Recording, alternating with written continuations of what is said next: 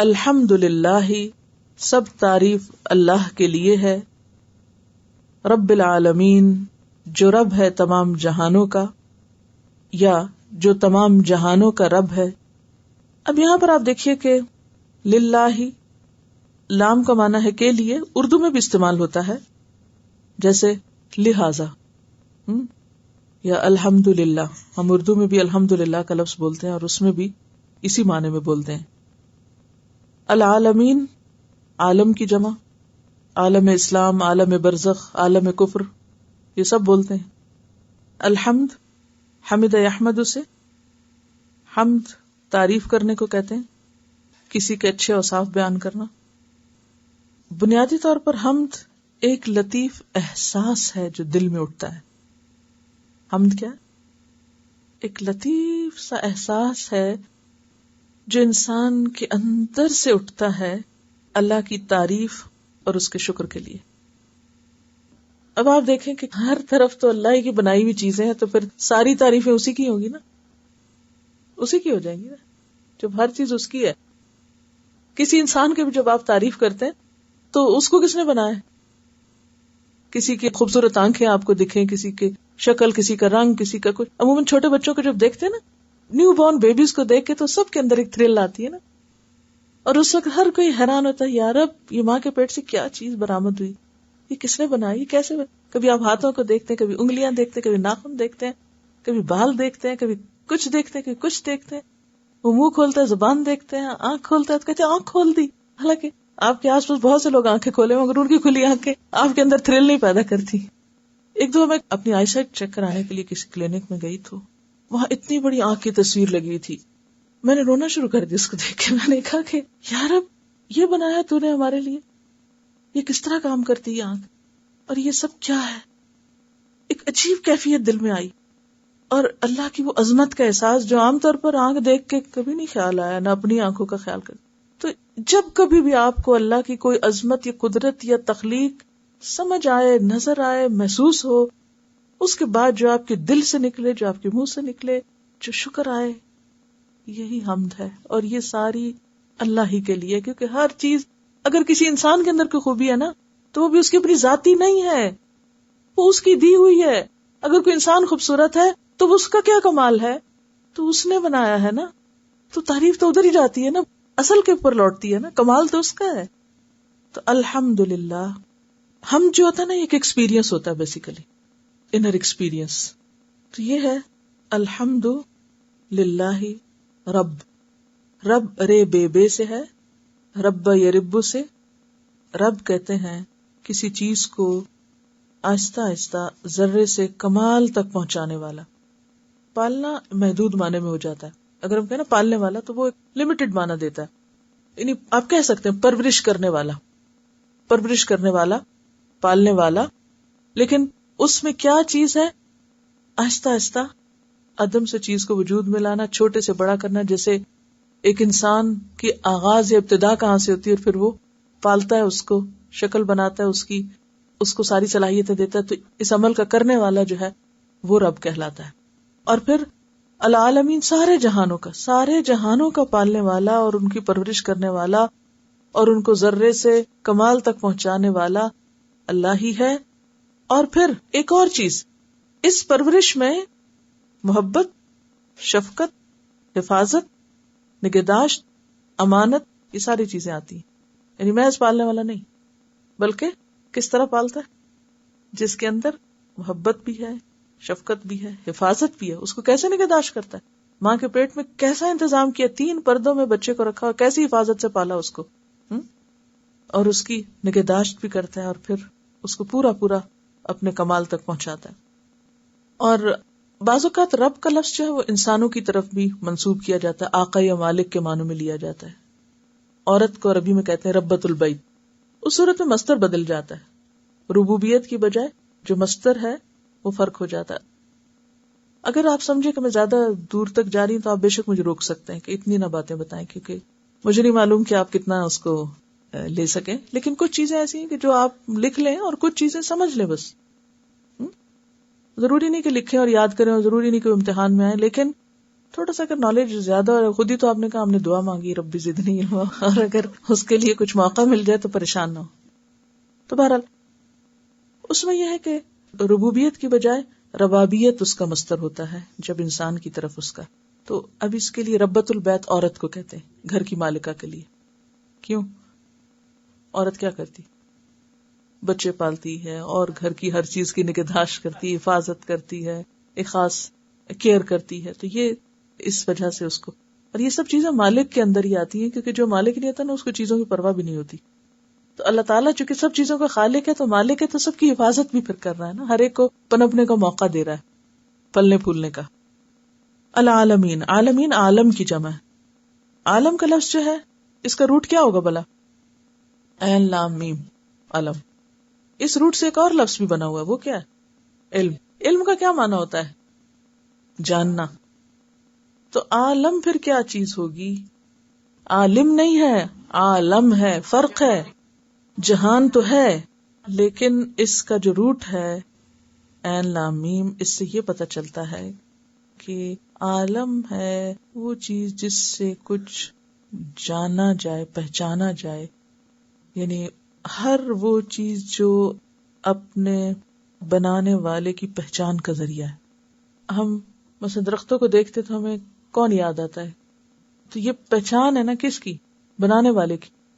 عالم جس سے کوئی چیز پہچانی جائے، یعنی یہ لفظ ہی مانا ہے، یعنی جس کے ذریعے کوئی چیز پہچانی جائے. عالمین کیا؟ سارے جہان. تو ہر چیز سے کون پہچانا جا رہا ہے؟ اللہ تعالی. ہر چیز کس چیز کی طرف دلالت کر رہی ہے آپ کی؟ اللہ کے بنانے والے کی طرف. الحمدللہ رب العالمین، سب تعریف اللہ کے لیے ہے جو رب ہے تمام جہانوں کا. حمد نعمتوں کے اعتراف کے لیے ہوتا ہے، یا حمد کا معنی ہے نعمت کا اعتراف کرنا کہ یہ میرے رب نے ہی مجھے دی ہے، یہ اسی کی طرف سے مجھے ملی. بندہ مومن ہر خیر اور ہر بھلائی کے ملنے پر بھلائی دینے والے کو یاد کرتا ہے، اس کا شکر کرتا ہے، اس کی طرف رجوع کرتا ہے، اس کا اعتراف کرتا ہے کہ اس نے مجھے دی. تو یہ کلمہ جب وہ بولتا ہے تو یہ خالق کو خوش کرتا ہے، مالک کو خوش کرتا ہے. اسی لیے جب ایک دفعہ انسان دل سے، ایک تو نا زبانی تکرار ہم کرتے رہتے ہیں وہ بھی ٹھیک ہے، لیکن ایک یہ کہ دل سے کھانا کھاتا ہے یا پانی پیتا ہے یا کوئی بھی نعمت اس کو ملتی ہے جس سے وہ راحت اور سکون پاتا ہے یا خوشی ملتی ہے، چاہے وہ دیکھنے کی ہو، چاہے وہ کھانے کی ہو، چاہے وہ نیند جیسی نعمت ہو، تو وہ کیا کرتا ہے؟ فوراً اللہ کا شکر ادا کرتا ہے اور الحمدللہ کہتا ہے. تو جو شخص دل سے الحمدللہ کہتا ہے تو صحیح مسلم میں آتا ہے الحمدللہ تملأ المیزان. الحمدللہ کا کہنا میزان کو بھر دیتا ہے، یعنی اللہ کے نزدیک اتنا پسندیدہ کلمہ ہے. ہم اس کو فار گرانٹیڈ لیتے ہیں، بھوک لگی ہے، کھانا ہے ہمارے پاس، کھا لیا بس ٹھیک ہے. تو پھر حق تو نہیں ادا کیا نا، شکر تو نہیں ادا کیا. ہمارے پیسے تھے، ہم بنا کے لائے تھے اور ہم نے کھا لیا بس. نہیں، کتنے ہی لوگ ایسے ہیں کہ جن کے پاس یہ سب کچھ نہیں ہے. اگر آپ کو اللہ نے دیا ہے، نوازا ہے، تو پھر دینے والے کا شکر ادا کرنا بھی لازم ہے. ترمذی کی روایت ہے الحمدللہ افضل الدعاء، الحمدللہ سب دعاؤں سے افضل ہے. یعنی جب آپ الحمدللہ کہتے ہیں تو اللہ کی رحمت کو اپنی طرف متوجہ کرتے ہیں. اسی طرح الحمدللہ مختصر ترین ہے، لیکن حمد کے اور بھی کئی طریقے اور انداز ہیں جو مختلف مقامات پر ان کا اظہار کیا گیا. مثلا بندہ مومن صبح اٹھتا ہے تو الحمدللہ سے آغاز کرتا ہے، کھاتا ہے پیتا ہے تو الحمدللہ پڑھتا ہے. پھر اسی طرح نماز میں رکوع کے بعد حمدن کثیرا طیبا مبارکا فی، یا ملء السماوات وملء الارض وملء ما بینہما وملء ما شئت من شیء بعد، اور آگے بھی طویل روایت ہے یہ. تو اس وقت بھی کھڑے ہو کر وہ اللہ کی نعمتوں کو یاد کر کے شکر ادا کرتا ہے.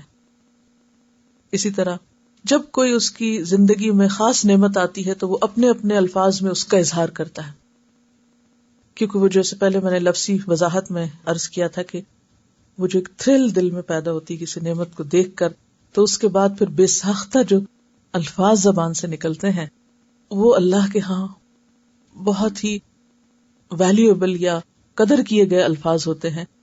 اس لیے ہم دیکھتے ہیں کہ جب کسی شخص نے آپ صلی اللہ علیہ وسلم کے پیچھے نماز پڑھتے وقت رکوع سے اٹھ کر یہ کہا تھا ربنا ولک الحمد، تو آپ نے پوچھا تھا سلام پھیرنے کے بعد کہ یہ کس نے یہ کلمہ ادا کیا، کیونکہ میں نے دیکھا 30 سے زائد فرشتے لپکے اس کلمے کو اٹھانے کے لیے.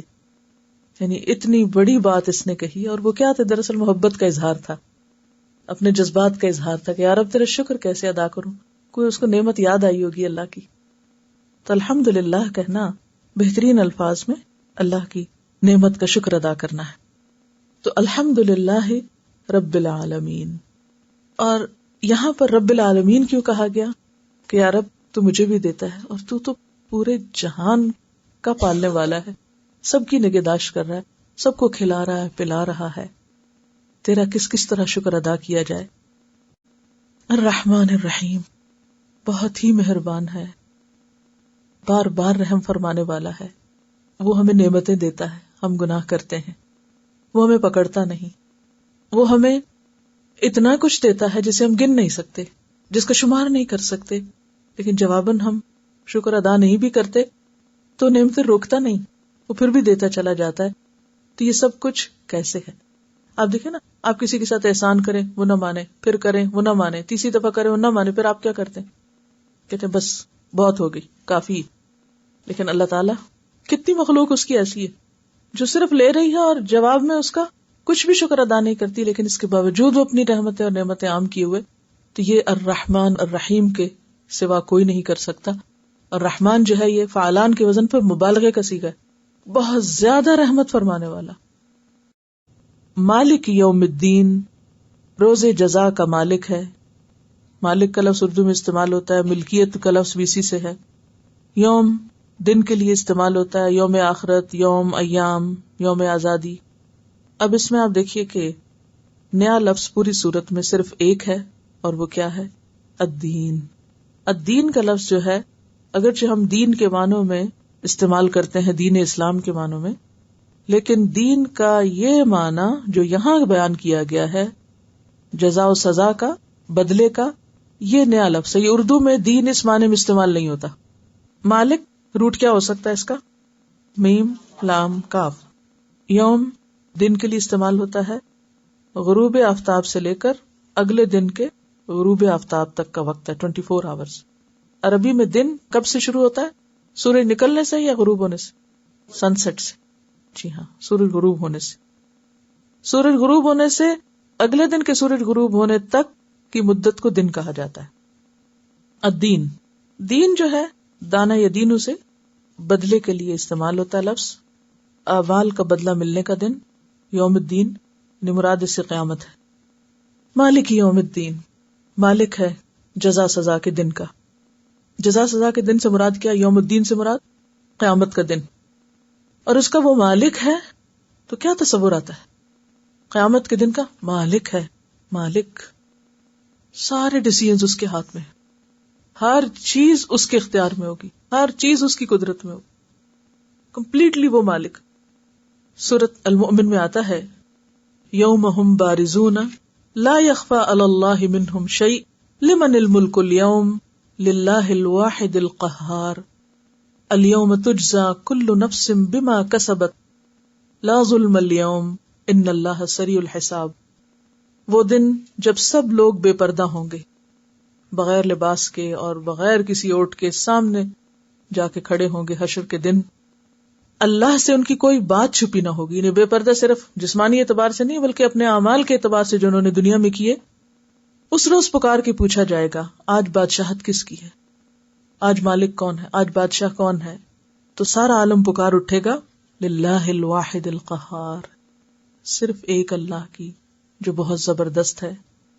پھر فرمایا آج ہر شخص کو اس کی کمائی کا بدلہ دے دیا جائے گا. وہ دن بدلے کا دن ہے جس کا وہ مالک ہے، اسی کی بادشاہت ہوگی اس دن، اور وہ ہر ایک کو اس کے کیے کا بدلہ دے گا.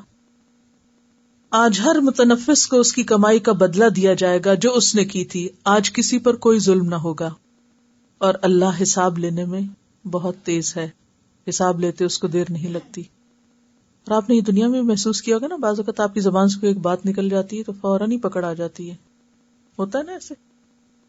ہم دعویٰ کرتے ہیں یہ کام تو میں کل ضروری کر لوں گی، یہ کیا مشکل ہے، یہ چیز تو ایسے ہے، اور پھر اللہ تعالیٰ بتاتے کہ اچھا تم سمجھتے یہ سب تمہارا کمال ہے.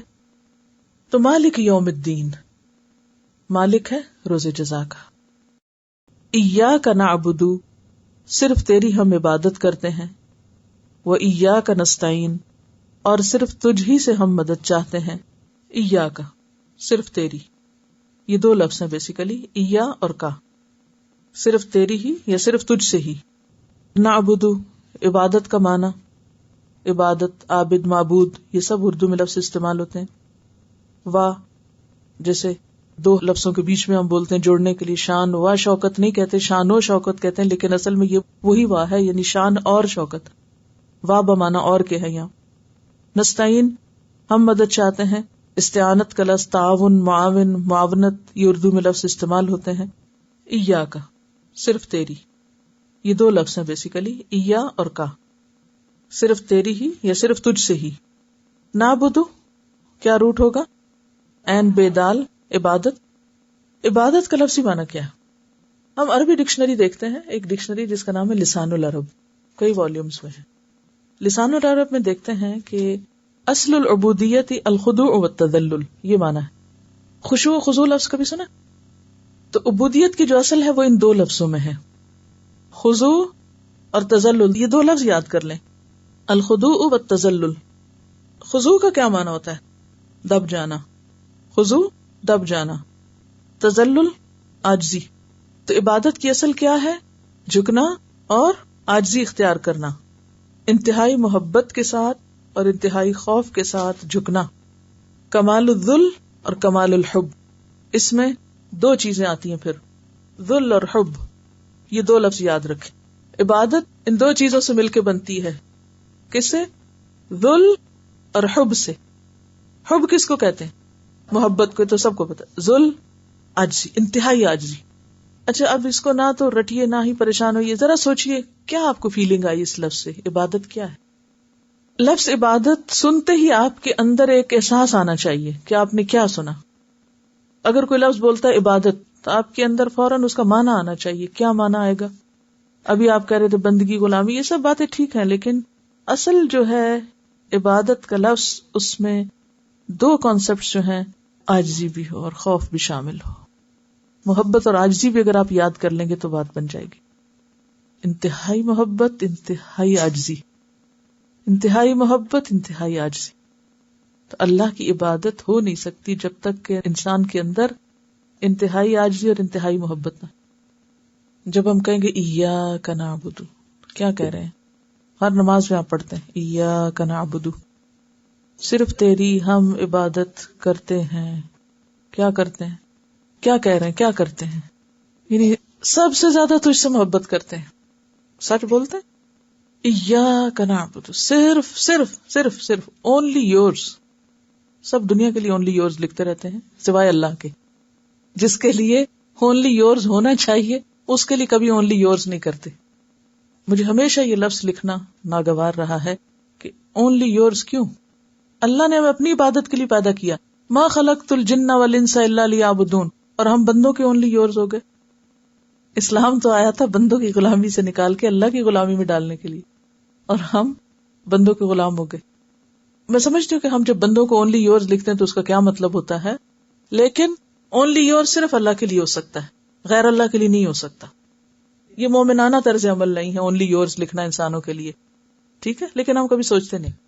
محبت سے لکھتے ہیں نا، چلیے کہتے ہیں محبت میں ہر چیز جائز ہوتی. یہ بھی صحیح ہے کہ نہیں؟ یہ بھی صحیح نہیں ہے، اس لیے کہ ہمارا معیار یہ قرآن ہے، لوگوں کی کہاوتیں نہیں ہیں، لوگوں کے اقوال نہیں ہے کہ کسی نے فرمایا تھا تو ہم اس کے مطابق اپنے آپ کو بنا لیں. ٹھیک ہے، تو ایاک نعبد، صرف تیری ہم عبادت کرتے ہیں، بہت زیادہ محبت تجھ سے کرتے ہیں، تیرے آگے جھکے ہوئے ہیں، جھکے ہوئے ہیں.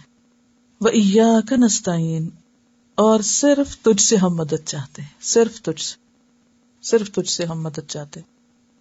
نستعین کا لفظ جو ہے یہ اس کا روٹ ہے عین واو نون.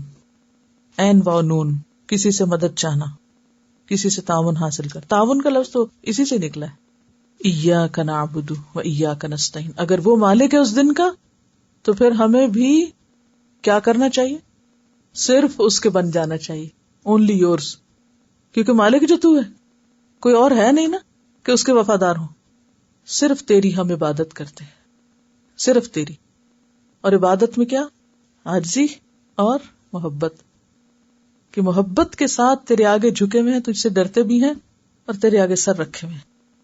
عبادت کی اعلیٰ ترین شکل کیا ہے؟ سجدہ، جس میں انسان واقعی عاجزی کا فزیکلی ثبوت دیتا ہے. سب سے چھوٹی شیپ ہو جاتی ہے بندے کی، اور انسان اپنا ناک اور اپنا ماتھا، جو دونوں انسان کی عزت کی علامت ہے، یہ زمین پہ ٹیک دیتا ہے اپنے رب کے حضور. اور یہ پیشانی صرف اسی کے آگے جھکنی چاہیے، یہ ناک صرف اسی کے آگے زمین پہ لگنا چاہیے. تو ایاک نعبد، صرف تیری ہم عبادت کرتے ہیں. وایاک نستعین، صرف تجھ سے ہم مدد چاہتے ہیں. دنیا میں جو بھی ہماری مشکلات ہیں ان میں بھی تیری ہی مدد چاہیے ہمیں، تیری بھروسے پہ ہم چل رہے ہیں. اہدنا الصراط المستقیم، ہمیں سیدھا راستہ دکھا. اہدنا، دکھا ہمیں، الصراط، راستہ، المستقیم، سیدھا. اہدنا، ہمیں ہدایت دے یا ہماری رہنمائی کر، الصراط المستقیم، سیدھے راستے کی. اہدنا، ہدایت، ہادی برحق، الصراط، راستہ جیسے پل صراط کہتے ہیں ہم، المستقیم جیسے استقامت یا خط مستقیم. اہدنا، دکھا ہم کو. اہدنا کا لفظ جو ہے نا، یہ ہدایت سے اس کا روٹ ہے، ہے ڈالیے، ہدا. ہدا لفظ اسی سے ہے. لطف و مہربانی کے ساتھ رہنمائی کرنا، راستہ بتانا. اور اس میں 3 چیزیں ہوتی ہیں: کسی کو راستہ دکھانا، اس پہ چلانا، اور منزل تک پہنچانا. تو جب ہم کہتے ہیں نا اہدنا، تو مطلب کیا ہے؟ پہلے تو راستہ دکھا، جانا کدھر ہے، پھر اس پہ چلا، اور پھر منزل تک پہنچا. یہ نہ ہو کہ ہم اس پہ چلتے چلتے ادھر ادھر ہو جائیں. جیسے حدیث میں آتا ہے نا کہ آپ صلی اللہ علیہ وسلم نے ایک سیدھا خط کھینچا، سیدھی لکیر کھینچی، اور پھر اس کے ساتھ ادھر ادھر لکیریں بھی. آپ نے فرمایا کہ یہ صراط مستقیم ہے، اور ہر راستے پہ شیطان بیٹھا ہوا ہے. جب انسان اس پہ چلنے لگتا ہے تو کہتا ہے ادھر آؤ، ادھر لے جاتا ہے، ہٹا دیتا ہے. اچھا، اس سے بچ کے انسان آگے جاتا ہے، وہاں پھسل پڑتا ہے. پھر اس کو سمجھ اوہ میں تو غلط راستے پہ جا رہا ہوں، غلط موڑ مڑ گیا، غلط ایگزٹ پہ نکل گئے. تو اب کہاں جائیں گے آپ؟ غلط ایگزٹ لے کے کہاں جائیں گے آپ؟ گھر پہنچیں گے؟ منزل پہ پہنچیں گے؟ نہیں پہنچیں گے. اس لیے اہدنا کا مطلب یہ کہ اللہ پہلے تو راستہ بتا، پھر اس پہ چلا، اور ہر شیطان مردود سے بچا، اور پھر منزل تک پہنچا، یعنی مرتے دم تک اسی پر قائم رہیں. یہ ہے اہدنا کا معنی. دکھا ہم کو نہیں صرف کہیں گے ہم. لیکن اردو میں کوئی لفظ ہے جو یہ تینوں معنی آپ کو اکٹھے کر دے. یہ ہے لسان عربی مبین، راستے کی نشاندہی اور اس پہ چلانا اور پھر آخر تک پہنچانا. اہدنا الصراط المستقیم. صراط راستے کو کہتے ہیں وہ راستہ جسے انتہائی احتیاط سے طے کرنا پڑے، جس کے ارد گرد بہت سے خطرے ہوں. راستے کے لیے عربی میں کئی لفظ استعمال ہوتے ہیں، اور صراط اس راستے کو کہتے ہیں جس پہ احتیاط سے چلنا پڑے. اسی لیے پل صراط جو نا، اس سے یاد کر لیجیے. صراط کا لفظ بولے تو پل صراط یاد کر لیں. پل صراط پہ کیسے چلنا پڑے گا؟ دیکھیے، میں سمجھتی ہوں 2 پل صراط ہیں. ایک تو ہے آخرت میں اور ایک ہے اس دنیا. اس دنیا کے پل صراط پر بھی بہت احتیاط سے چلنے کی ضرورت ہے. ہر لمحہ، ہر روز اپنے خیالات، اپنے اخلاق، اپنے معاملات کا محاسبہ کرتے رہنے کی ضرورت ہے کہ کہیں ادھر نہ پھسل گرے، کہیں ادھر نہ پھسل گرے. جو یہاں استقامت کے ساتھ رہا وہ قیامت کے دن بھی اس پل صراط پر بھی مزے سے چل لے گا، اور جو آج بھٹکا نا، ادھر گرا اور ادھر گرا، تو وہ وہاں کیسے سیدھا چلے گا بتائیے. وہ جو پل صراط ہے نا، وہ اصل میں ریفلیکشن ہے کس کا؟ اس پل صراط کا. دیکھیے، اس لیے میں آپ کو کہتی ہوں لفظ لفظ کو پہچانیے، اور لفظ لفظ کا جو ہے نا امیجنیشن اپنے اندر رکھیے، تاکہ جب آپ پڑھیں یا کسی امام کے پیچھے سنیں تو آپ کو پل صراط یاد آ جائے.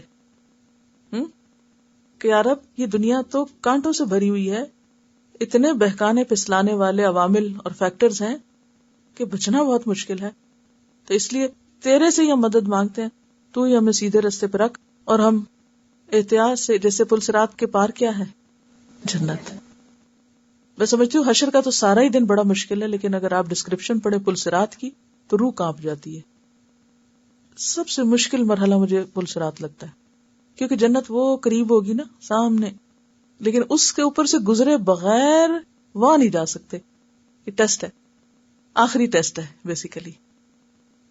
اور وہ ام منکم الا واردھا, ہر ایک کو اس سے گزرنا ہے. ہر پیغمبر, نبی, ولی, نیک, بد, سب کو اسی سے گزرنا ہے. جنت کا راستہ ہی وہ ہے. دنیا میں کیا فرمایا, جنت کا راستہ کس سے گھرا ہوا ہے؟ کانٹوں سے گھرا ہوا ہے. اس دنیا میں بھی ہم پل صراط پر ہی ہیں, مگر ہم اس کو دیکھ نہیں رہے نا, تو ریئلائز نہیں کرتے. لیکن کل کو وہ حقیقی معنوں میں سامنے رکھا جائے گا, اور اس کے اوپر چل کر اینڈ تک پہنچنا ہوگا. لہذا یا رب ہمیں صراط مستقیم پر ہی چلا اور منزل تک پہنچا, کیونکہ آپ کو پتا ہے کہ کئی لوگ پل صراط کا ایک لمبا حصہ پار کر لیں گے, اور جب جنت کے قریب پہنچنے والے گے تو وہاں جا گریں گے نیچے. اسی لیے قرآن پاک میں قیامت کے دن کو کیا کہا گیا, حسرت کا دن. کئی لوگ ساری زندگی بڑی اچھی گزارتے ہیں, ساری زندگی نیکیاں کرتے ہیں, ایسا شیطان بیچ میں آ جاتا ہے, جاتے جاتے وصیت غلط کر دیں, اولاد کو وراثت سے محروم کر دیں, یا کوئی اور ایسی خرابی کریں گے کہ وہ گر گئے, یا ایسی بول دیا کہ احسان کیا وہ سب ضائع کر دیا اپنا. کہتے ہیں نا لا تبطلوا صدقاتکم بالمن والعدی, کسی کے ساتھ خوب نیکی کی ساری زندگی, اور مرنے سے پہلے اس کو ایسی باتیں سنائی, سب صفائی کر کے گئے. تو یہ اس زندگی میں انسان کا ایک امتحان ہے, اور ایک مسلسل امتحان ہے. جیسے پل صراط سے جب تک انسان اتر نہیں نہ جائے گا, تو اسی طرح جب تک ہم موت کے بعد اللہ کے یہاں پہنچ نہیں جاتے نا, ہم امتحان میں. کبھی کوئی نہ سمجھے کہ میں تو بڑا نیک بن گیا, میں تو اب بڑا محفوظ ہو گیا. نہیں, کنٹینیوس ٹیسٹ, ہر روز ایک نیا امتحان لے کے آتا ہے آپ کے لیے, اور آپ کو انتہائی کانشیس ہو کے اور محتاط ہو کے زندگی بسر کرنی ہے. اینی ہاؤ, تو صراط کا معنی آپ نے جانا عربی میں کس کو کہتے ہیں, وہ راستہ جس کو احتیاط سے پار کرنا ہو اور جس کے ارد گرد خطرات ہوں. اور مستقیم, اسٹریٹ, سیدھا, وہ چیز جو سیدھی بھی ہو, بیلنسڈ بھی ہو, اور افراط و تفریط سے پاک ہو, یعنی ان ایون نہ ہو بلکہ ایون ہو. ٹھیک ہے نا. اب آپ دیکھیے کہ زندگی خطروں سے گھری ہوئی ہے نا, تو پھر ہمارے لیے کیا چیز راہ کھولتی ہے کہ ہم بچ سکیں, وہ اللہ کا دین ہے. تو صراط مستقیم بیسیکلی کیا ہے, اللہ کا دکھایا ہوا راستہ, یعنی دین اسلام. لہذا یا رب ہمیں صراط مستقیم پر ہی چلا, اہدنا الصراط المستقیم. تیری عبادت کے لیے ہمیں تیرا ہی بتایا ہوا راستہ چاہیے. دیکھیں نا, جس کی ہمیں عبادت کرنی ہے, مرضی بھی تو اسی کی دیکھنی ہے نا. اب عبادت کے نام پہ ہم خود سے کام تھوڑی ایجاد کر سکتے ہیں کہ عبادت اس کی ہو رہی ہے اور کام اپنی مرضی کے ہو رہے ہیں, اور اس کو ہم عبادت کا نام دے دیں, خود ساختہ چیزیں دین میں ایجاد کر لیں, دین کے نام پہ, اللہ کے نام پر من مانے کام شروع کر دیں. وہ عبادت نہیں ہوتی. عبادت کس کو کہتے ہیں؟ اللہ کے سامنے جھکنا, اللہ کی اطاعت کرنا, اللہ کی بات ماننا, اور انتہائی محبت کے ساتھ, مصیبت سمجھ کے نہیں, بوجھ سمجھ کے نہیں. تو اس کے لیے ہمیں پھر سیدھا راستہ چاہیے تاکہ ہم اس کو راضی کر سکیں. تو اہدنا الصراط المستقیم, تو ہمیں سیدھا راستہ دکھا دے, یعنی ایسا راستہ کہ جو ہمیں تجھ سے ملا دے. وہ راستہ ہم پر کھول بھی دے, پھر چلنے کی توفیق بھی دے, کیونکہ بعض اوقات پتہ تو چل جاتا ہے یہ راستہ جاتا ہے, ہم ہی کم ہمت ہو جاتے ہیں, بیٹھ جاتے ہیں. چلا بھی, اور پھر آخر دم تک چلا کہ منزل تک پہنچے. کیونکہ جیسے کہ وہ میں نے حدیث آپ کو سنائی تھی کہ آپ صلی اللہ علیہ وسلم نے ایک مرتبہ زمین پر ایک سیدھا خط کھینچا اور اس کے دائیں بائیں آڑے خط کھینچے. پھر فرمایا کہ یہ اللہ تعالیٰ کا راستہ ہے, اور یہ آڑے ترچھے خط پگڈنڈیاں ہیں, اور ان میں سے ہر پگڈنڈی پہ کوئی نہ کوئی شیطان بیٹھا ہوا ہے جو اس کو اپنی طرف بلا رہا ہے.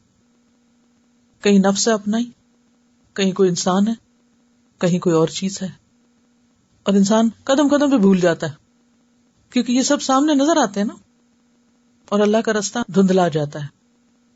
تو اہدنا الصراط المستقیم.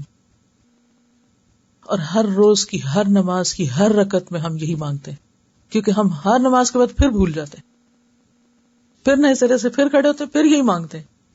کبھی آپ نے سوچا کہ یہ اتنی ریپیٹیشن کیوں سورۃ الفاتحہ کی؟ اور جیسا کہ آپ جانتے ہیں کہ نماز ہوتی ہی نہیں کس کے بغیر؟ سورۃ الفاتحہ کے بغیر. یعنی جس نماز میں سورۃ الفاتحہ نہ ہو وہ نماز ہی نہیں. حضرت ابو ہریرہ رضی اللہ عنہ فرماتے ہیں کہ رسول اللہ صلی اللہ علیہ وسلم نے فرمایا، جس نے نماز پڑھی اور اس میں ام القرآن نہ پڑھی، نماز تو پڑھی یہ سورت نہیں پڑھی، اس کی نماز ناقص ہے، ناقص ہے، ناقص ہے، ناتمام ہے. ابو ہریرہ سے ایک صحابی نے پوچھا، ابو ہریرہ کبھی میں امام کے پیچھے ہوتا ہوں تو پھر میں کیا کروں؟ ابو ہریرہ نے فرمایا، فارسی کے بیٹے دل میں پڑھ لیا کرو، کیونکہ میں نے رسول اللہ صلی اللہ علیہ وسلم کو یہ کہتے ہوئے سنا کہ اللہ تعالیٰ نے فرمایا، میں نے نماز کو، اور مراد یہاں نماز سے سورۃ الفاتحہ ہے، میں نے نماز کو اپنے اور بندے کے درمیان آدھا آدھا تقسیم کر دیا ہے، آدھی میرے لیے ہے اور آدھی میرے بندے کے لیے. جو کچھ وہ سوال کرے، یعنی بندے کے لیے کیا ہے؟ جو وہ مانگے. بندہ نماز میں کھڑا ہوتا ہے اور کہتا ہے الحمدللہ رب العالمین، تو اللہ تعالیٰ فرماتا ہے میرے بندے نے میری تعریف کی. لیکن اگر ہم سوچتے ہی نہیں اس وقت تو اللہ تعالیٰ کیا جواب دیتے ہوں گے؟ پھر وہ کہتا ہے الرحمن الرحیم، تو اللہ تعالیٰ فرماتا ہے میرے بندے نے میری ثنا بیان کی، یعنی تعریف کی. پھر وہ کہتا ہے مالک یوم الدین، تو اللہ تعالیٰ فرماتا ہے میرے بندے نے میری بزرگی بیان کی. اور ایاک نعبد و ایاک نستعین میرے اور میرے بندے کے درمیان مشترک ہے، اور سورت کا باقی حصہ میرے بندے کے لیے ہے، اور میرے بندے کو وہ کچھ ملے گا جو اس نے مانگا. میرے بندے کو وہ کچھ ملے گا جو اس نے مانگا. تو مانگتے ہوئے پھر کیفیت کیا ہونی چاہیے؟ واقعی مانگنے والے کی، صرف پڑھنے والے کی نہیں. تو نماز ہو یا نماز کے علاوہ سورۃ الفاتحہ صرف پڑھی نہیں جاتی، اس کے آدھے حصے میں اللہ تعالی کی تعریف اور حمد بیان کی جاتی ہے، اور دوسرے حصے میں اس سے کچھ مانگا جاتا ہے.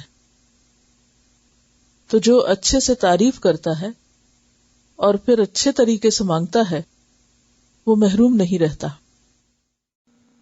تو اس سے پتہ چلتا ہے کہ یہ انتہائی اہم صورتوں میں سے ہے جس میں انتہائی اہم دعا مانگی گئی ہے. اور زندگی کی اہم ترین دعا کیا ہے؟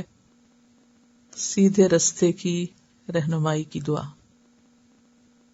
اب ہم ہر روز مانگتے ہیں اللہ دکھا، اللہ تعالیٰ کہتے ہیں یہ کتاب ہے دیکھو، اس کو ہم کھولتے ہی نہیں.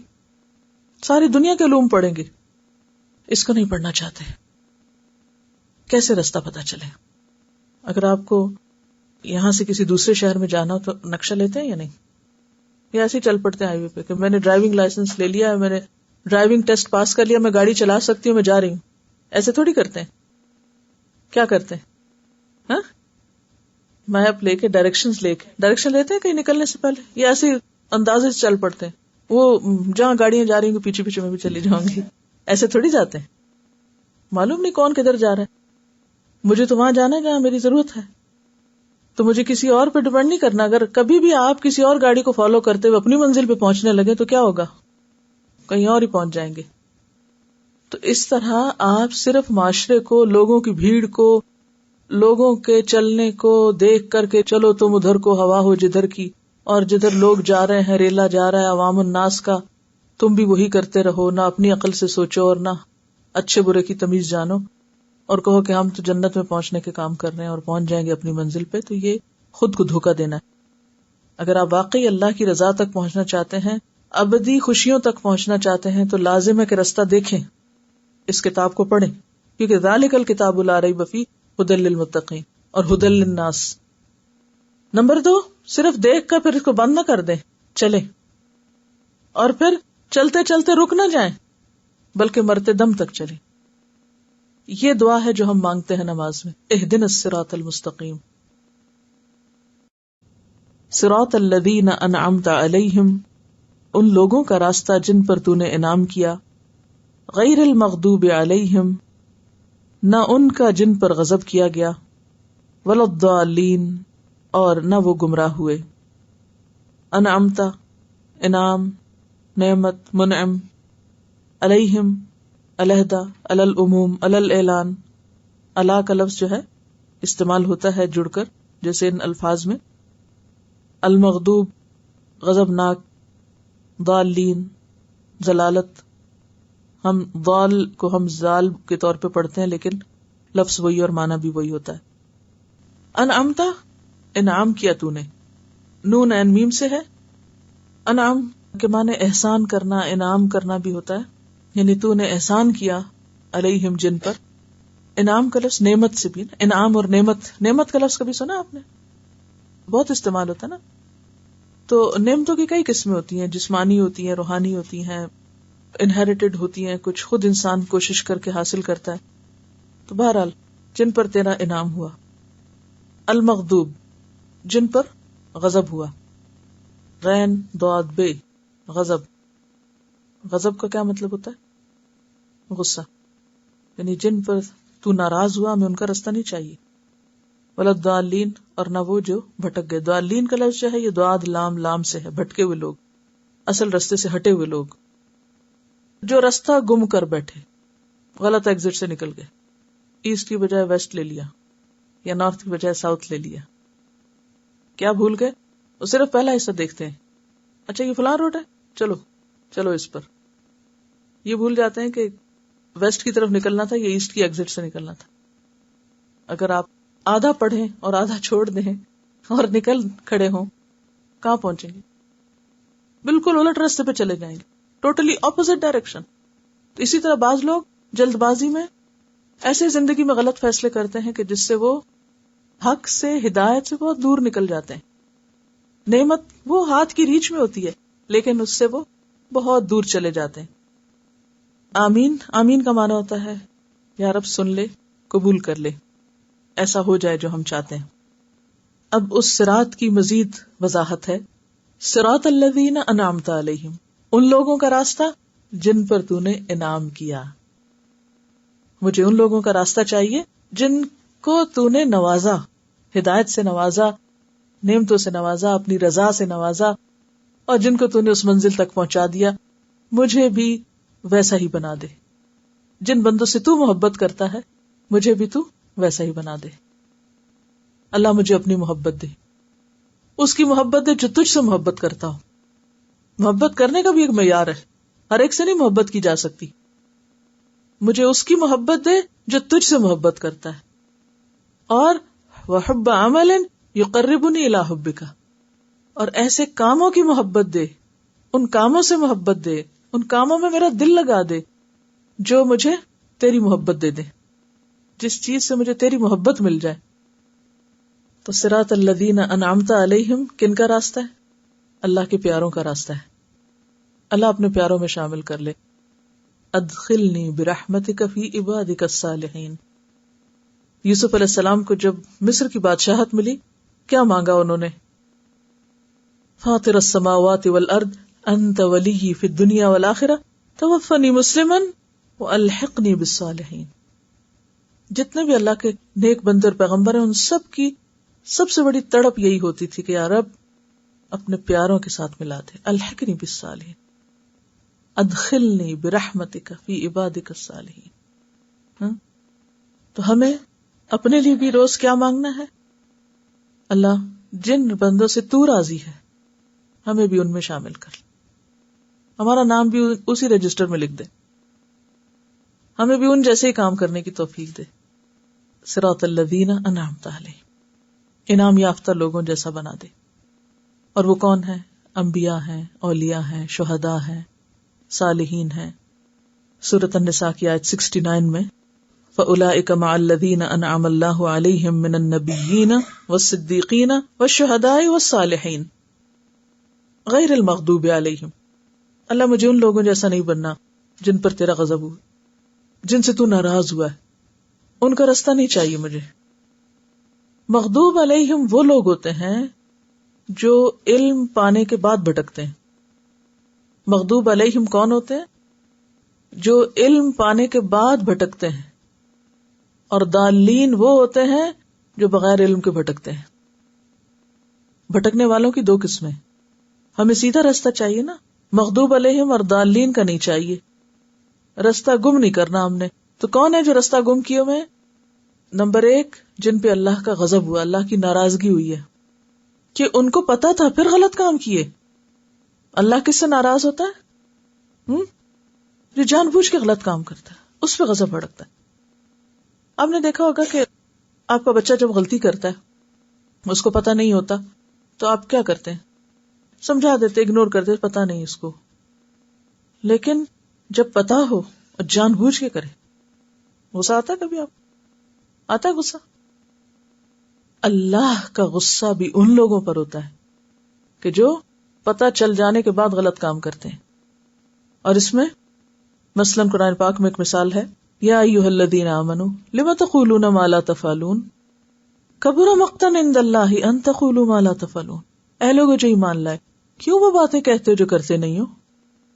کیا ہی نہیں وہ کچھ جو دعوے ہو رہے ہیں. انتہائی اللہ کا غضب بھڑکانے والی بات. یعنی بعض اوقات آپ کہتے ہیں نا، میں نے یہ بھی کیا، میں نے یہ بھی کیا، میں نے یہ بھی کیا، حالانکہ کوئی نہیں کیا ہوتا. تو لم تقولون ما لا تفعلون، جو کیا نہیں وہ کہہ کیوں رہے ہو کہ کیا؟ تو ایسے تمام کام جن میں غلط بیانی ہو، یہ اللہ کے غضب کو بھڑکانے والی چیز ہے. اسی طرح بعض اوقات آپ کا کوئی ارادہ نہیں کرنے کا، یعنی نمبر 1 کیا ہی نہیں اور کہہ رہے ہیں کہ کیا ہے. نمبر 2 ارادہ ہی کوئی نہیں کرنے کا اور کہہ رہے ہیں کہ ہم کریں گے. تو لم تقولون ما لا تفعلون، جو کرنا نہیں وہ کیوں کہہ رہے ہو کہ کریں گے جب اندر نیت ہی کوئی نہیں. بعض اوقات کوئی ہم سے کچھ مانگتا ہے یا کوئی بات پوچھتے ہیں، ہم کہتے ہیں ہم کریں گے کریں گے، کرنا چرنا اندر نیت ہے ہی نہیں کرنے کی، اور صرف جھوٹے دوسرے کو بہلا رہے ہیں. تو یہ چیز اللہ کے غضب کو بھڑکانے والی ہوتی ہے. پچھلی قوموں میں سے جتنی بھی قومیں برباد ہوئی، سب سے پہلے کس کے اوپر تباہی آئی؟ قوم نوح، پھر ہود، صالح. ان پیغمبروں کی جو قومیں تھی، عاد و سمود وغیرہ، ان پہ اللہ ناراض ہوا نا، تباہ ہوئی نا یہ قومیں، یا نہیں؟ پھر کرتے کرتے آگے بنی اسرائیل پہ اللہ کا غضب ہوا. تو اللہ تعالیٰ ایسے ہی نہیں کسی قوم کو تباہ کرتا جب تک کہ اس کے اوپر حجت تمام نہ کر دے، اس تک حق نہ پہنچا دے. اللہ تعالیٰ نے حق پہنچایا، پیغمبر بھیجے. حضرت نوح علیہ السلام کیا کہتے ہیں؟ انی دعوت قومی لیلا و نہارا، رات دن پکارا، چپ کے بھی پکارا، بلند آواز، ہر طرح بتایا، اور پھر سن کے نہیں دیا تو پھر سب کو ڈبو دیا اللہ نے. اللہ کا غضب ٹوٹا. یہ اس طرح کی جو آفات ہوتی ہیں وہ ایک طرح سے اللہ کا غضب بھی ہوتی کہ جب کسی کے اندر کوئی خیر باقی نہیں رہتی تو پھر اللہ تعالیٰ یہ کوڑا کرکٹ صاف کرو، اس کو، یہ جینے کے لائق نہیں. تو اللہ ہمیں ایسے لوگوں میں شامل نہ کرنا جن سے تو ناراض ہوتا ہے. یہ سمپل معنی ہے اس کا. ہم جب اس کی تفسیر کرتے ہیں، کبھی کسی ایک قوم 2 قوموں کے اوپر نام لگا دیتے یہ مغضوب ہے، اور پھر کہتے ہیں ہم تو الحمدللہ ہدایت یافتہ ہیں، حالانکہ کام ہم بھی وہی کر رہے تھے جو انہوں نے کیا. جیسے آپ نے فرمایا تم ہر اس قوم میں گھسو گے جہاں بنی اسرائیل پہلی قوم میں گھسی. تو سب غلط کام کر کے پھر ہم کہیں اللہ ہم سے راضی ہے. آج آپ دیکھیں مجموعی طور پر مسلمانوں کا حال کیا ہے. کبھی سوچا کیوں ہر وقت دوسروں کو بلیم کرتے ہیں؟ وہ فلاں نے ہمارے اوپر بڑا ظلم کیا، فلاں نے سازش کی، فلاں نے، سب یہی بولی بول رہے ہوتے ہیں. کبھی نہیں سوچتے ہم نے بھی تو کچھ کیا ہوگا، ہم نے کیا کیا؟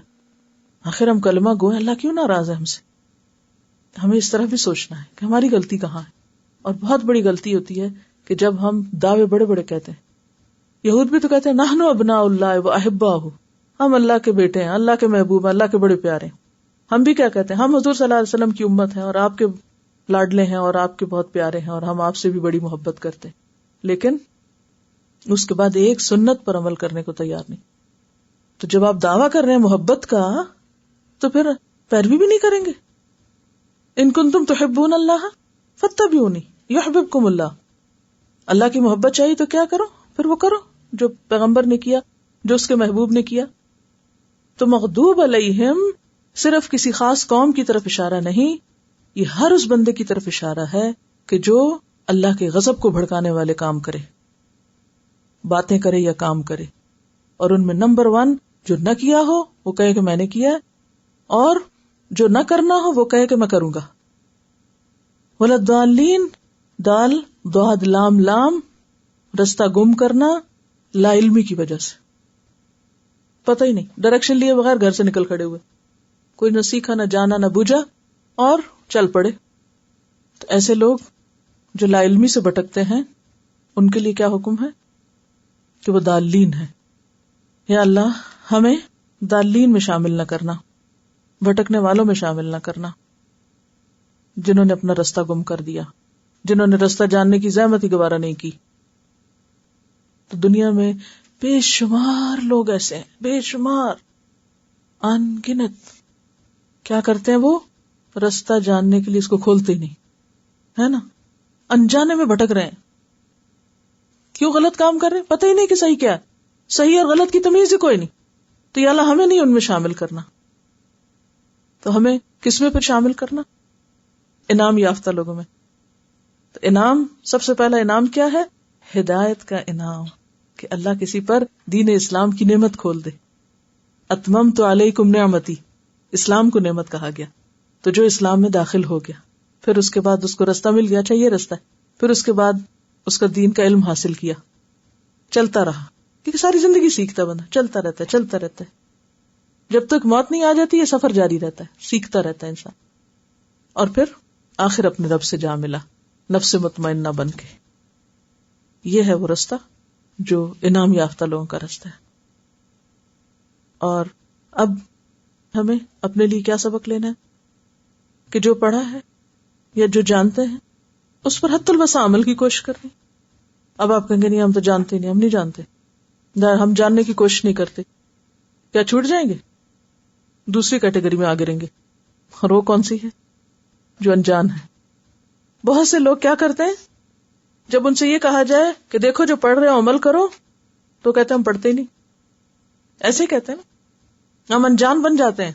تو یہ دالین کون ہے؟ انجان. ہر روز نماز میں تو ہم یہ کہتے ہیں یا رب ہمیں سیدھا راستہ دکھا، اپنے پسند کے بندوں میں داخل کر، غضب والوں میں نہیں، بھٹکنے والوں میں نہیں.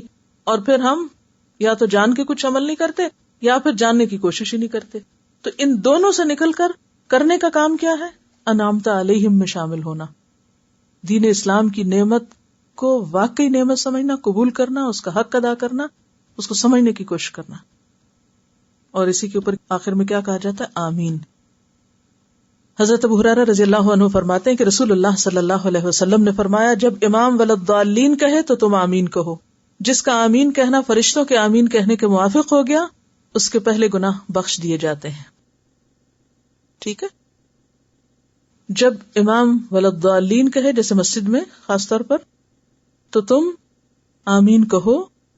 جس کا آمین کہنا فرشتوں کے آمین کہنے سے مل گیا، موافق ہو گیا، اس کے پچھلے گناہ بخش دیے جائیں گے. صحیح بخاری کی روایت ہے.